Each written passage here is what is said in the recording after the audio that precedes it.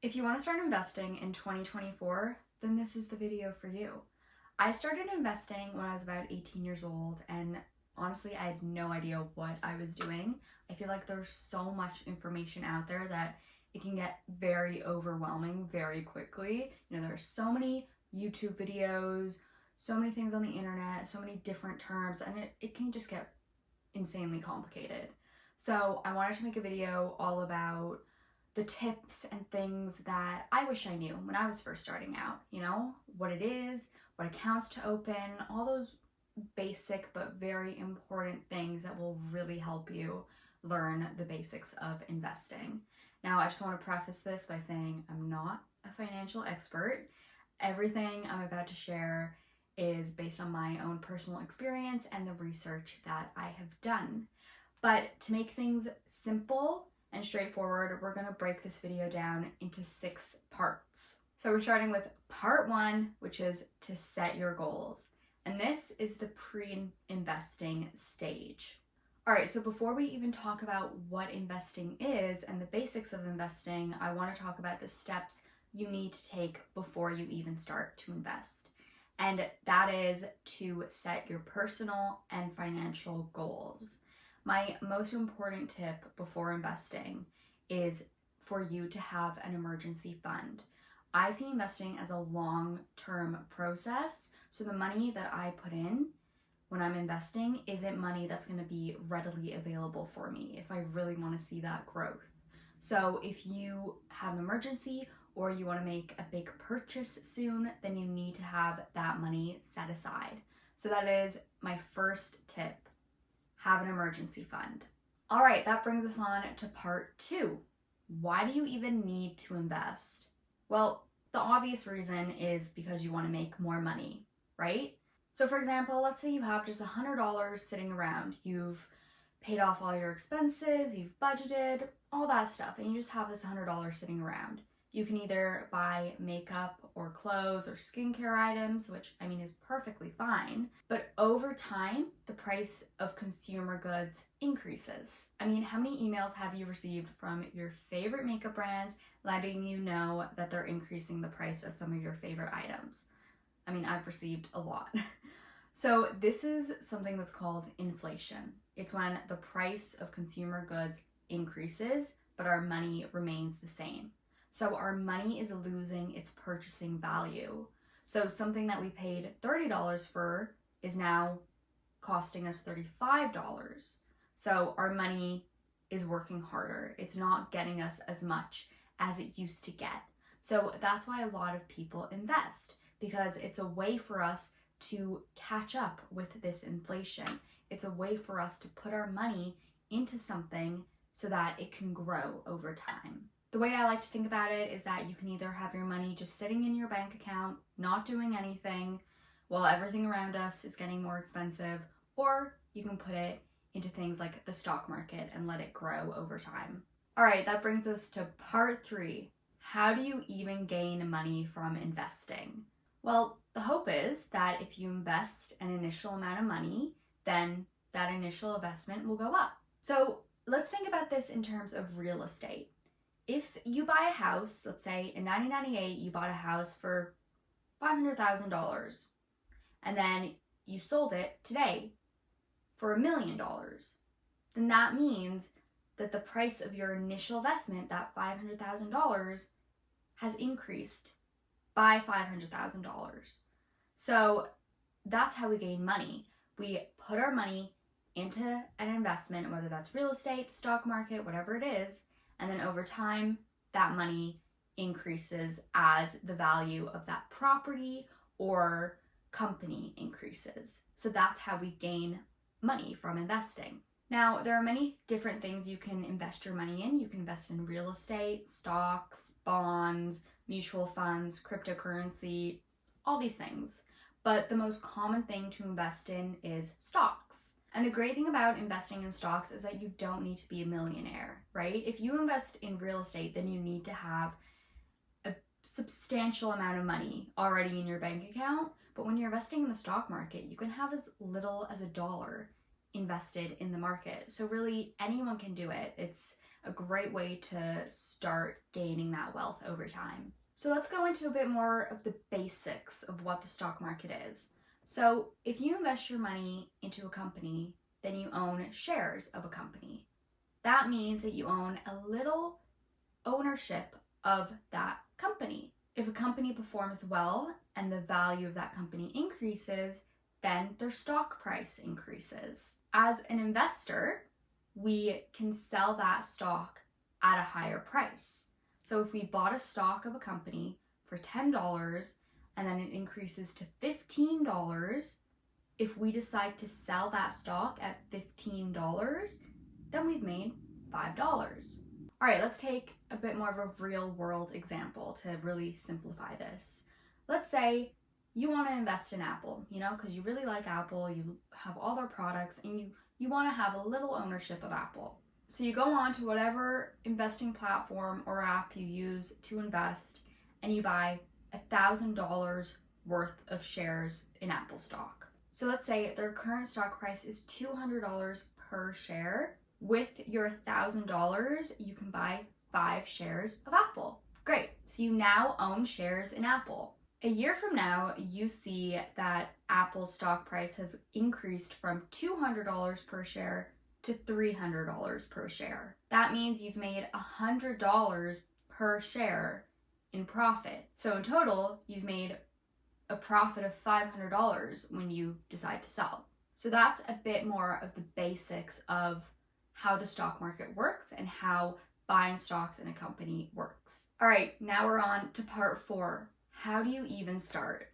This is one of the things a lot of people just don't know how to do. They really just don't know how to get out there and start. Step 1, you need to open an account through a brokerage service. So a brokerage service is basically the middleman between us, the investor, and the company that we want to invest in. Let's say Apple, right? We can't just log on to the Apple website and call up customer service and say, hey, I want to buy shares in Apple. You can't do that. So a brokerage service acts as that middle point. Now, there are so many different platforms out there that are actually designed to act as this middleman. A lot of the times your personal bank institution will also have their own trading platform, but there are these other companies out there that are designed solely for this reason. So the platform I personally use is called Simple. I really like them because it just makes everything very, very simple to use. It's a really user-friendly app. Okay, so you log into your app or you download the app that you've decided to use for this brokerage service. The next step is to open an account. Now, when you open an account, this account is going to hold your money. It's not invested yet. It's just holding that money until you decide to invest. So there are many different accounts that you can have. So what they have in common is that they're holding that money for you, right? But the thing that makes them different is if they're taxable or not. So I'm based in Canada, so one of the most common investment stocks is called a TFSA. This is a tax-free savings account. So the gains that I make off of my investments, those profits that I make, they're not taxable. I don't owe a certain amount back to the government. And I believe in the US there's a similar one called a Roth IRA. But these are basically accounts that are tax-free. Those gains are yours. Now, since these are tax-free accounts, they do have certain limitations on them. So with a TFSA, you can only contribute, I believe as of 2024, the amount that you could contribute per year is $7,000. I think last year it was like $6,500, but 2024, the amount that you can contribute per year in a TFSA is $7,000. If you over contribute, then you'll be fined. So $7,000 is the max that you can contribute. Okay, so step 1, open a TFSA or a similar account type with your brokerage service. Step 2 is to contribute money into that account. Now, this is where a lot of people get it wrong because they contribute money to that account. They transfer money from their bank account into this new account through their app. But when you transfer this money, it's not actually being invested in the stock market. Again, this account, this TFSA account, is just holding that money. Now you, as the investor, have to actively invest that money. So step 3 is to invest the money. Okay, this brings us on to part 5 of the video. How do you even choose what to invest in? And I feel like this is where a lot of people find it very complicated to invest because they don't know how to invest or what to invest in. There are so many companies that you can invest in, and truth be told, if you're like me and you're not a financial analyst or a financial expert and you're not analyzing every single thing about a company and just everything related to this company, then it can kind of be a guessing game, right? But that's why there are these things called index funds. So what's an index fund? An index fund is basically a basket of stocks. So you have a basket and it's basically holding hundreds or even thousands of different companies' stocks. So one of the most popular index funds is called the S&P 500. So the S&P 500 is a very big basket, essentially, and it holds 500 of the largest US companies in it. So it's made up of companies like Apple, Microsoft, Google, Berkshire Hathaway, Amazon, as well as all these other smaller companies. But Apple, Amazon, Google, Berkshire Hathaway, these are like the top players in the index fund. They have the highest percentage of that basket. They take up the most room in this basket. So what does the S&P 500 mean to us as investors? Why should we even care about something like the S&P 500? So as investors, we can invest in the S&P 500. Let's say we want to invest $1,000. Then we can take our $1,000 that we have transferred into our account, whether that's a TFSA account or a Roth IRA, and then we can put that into this index fund called the S&P 500. So that means our $1,000 is invested in all of these 500 companies in the S&P 500. So there are two main ways you can invest, all right?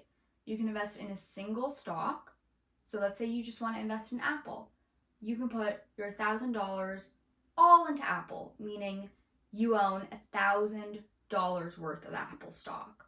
Or you can do something else. You can invest it in an index fund, meaning that $1,000 is now stretched across all of these companies. So you have invested your $1,000 in these 500 companies. This is called diversification, and it's very important when it comes to investing because you don't really want to put all your money into one basket. You really want to have a diversified portfolio. That means that there's not going to be as much of a risk as if you were to invest in a single company. All right, so we decide to put $1,000 into this index fund called the S&P 500. Our $1,000 is now stretched across all these 500 companies, meaning we own a tiny little percentage or ownership of these 500 companies. Now, since Apple makes up the highest percentage in the S&P 500, that means most of our money is going to have Apple stock, then it's going to be something like Google, Amazon, Berkshire Hathaway, until you get to the bottom list. So you can have like 0.5% of that very, very lowest company. Okay, so we've talked about individual stocks.